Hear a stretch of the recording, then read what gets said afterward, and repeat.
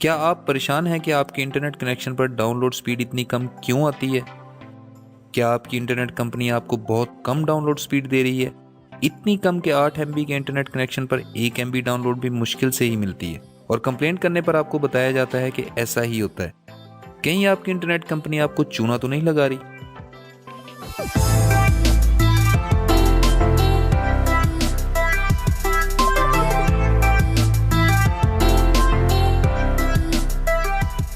तो दोस्तों, मेरे पास अभी 8 MB का एक लैंडलाइन कनेक्शन है जिस पर जब मैं स्पीड टेस्ट करता हूं तो ये मुझे 8 MB की ही स्पीड दिखाता है। पर इसी कनेक्शन पर जब मैं कोई फाइल या मूवी डाउनलोड करता हूं तो इसकी स्पीड 1 MB से भी ऊपर नहीं जाती।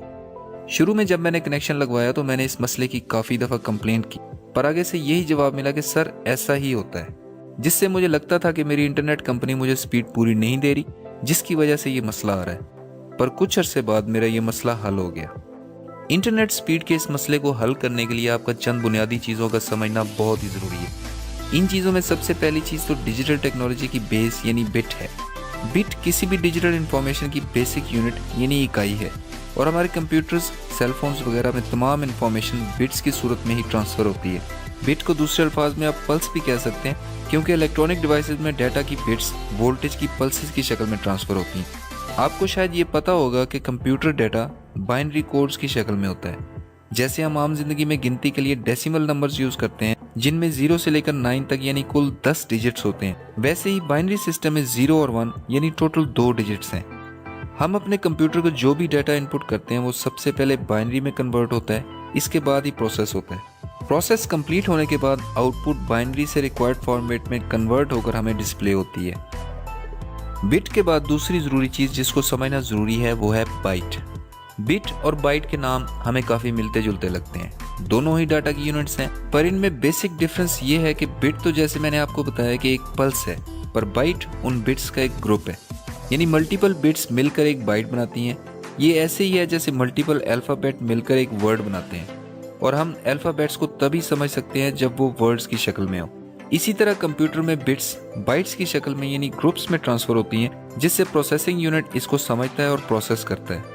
एक बाइट 8 बिट्स पर मुश्तमिल होती है, यानी 8 बिट्स मिलकर एक बाइट बनाती हैं, और कंप्यूटर या किसी भी डिजिटल डिवाइस में तमाम डाटा बाइट्स की शक्ल में ही स्टोर होता है। बेसिकली ये बाइट्स बिट्स ही हैं, पर इनकी काउंटिंग बाइट्स के तौर पर होती है, इसलिए तमाम स्टोरेज डिवाइसेस की कैपेसिटी आपको बाइट्स में ही मिलेगी। कैपेसिटी में आपको कैपिटल B नज़र आएगा जो कि बाइट को डिनोट करता है।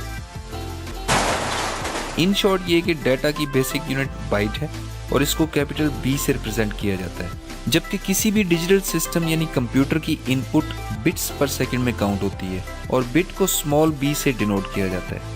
आपने अक्सर इंटरनेट कंपनी के इश्तहारों या पैम्फलेट्स में स्पीड में स्मॉल b लिखा देखा होगा, क्योंकि इंटरनेट की स्पीड बिट्स पर सेकंड में काउंट होती है। कोई फाइल डाउनलोड करते वक्त यही बिट्स आपके कंप्यूटर में बाइट्स में पैक होती हैं और फिर हार्ड ड्राइव पर सेव होती हैं। और जैसा मैंने पहले बताया कि एक बाइट में 8 बिट्स होती हैं, यानी अगर आपको 8 बिट्स पर सेकंड रिसीव हो रही हैं तो आपकी डाउनलोड स्पीड जो कि बाइट्स में होती है वो 1 बाइट पर सेकंड होगी। अगर आपको 1024 यानी 1 किलोबिट की स्पीड से इंटरनेट मिल रहा हो तो आपकी डाउनलोड स्पीड 1024 का 8वां हिस्सा यानी 128 बाइट्स होगी। इसी तरह 1 मेगाबिट पर सेकंड इंटरनेट की डाउनलोड स्पीड 128 किलो बाइट्स पर सेकंड होगी, और 8 मेगाबिट पर सेकंड इंटरनेट की डाउनलोड स्पीड 1 मेगाबाइट पर सेकंड होगी। मुझे यकीन है कि अब आपको अपनी डाउनलोड स्पीड कभी कम नहीं लगेगी, पर अगर आपकी इंटरनेट कंपनी ने अपने इश्तहार या ब्रोशर में इंटरनेट स्पीड को कैपिटल B यानी बाइट्स में मेंशन किया है तो फिर आप अपनी कंपनी को ज़रूर पकड़ें। वीडियो अच्छी लगे तो लाइक मारें, किसी और को भी डाउनलोड स्पीड का इशू है तो उसको भी शेयर मारें। ऐसी और वीडियोस देखनी है तो सब्सक्राइब मारें। अगली वीडियो का वेट करें और तब तक अपना ख्याल रखें।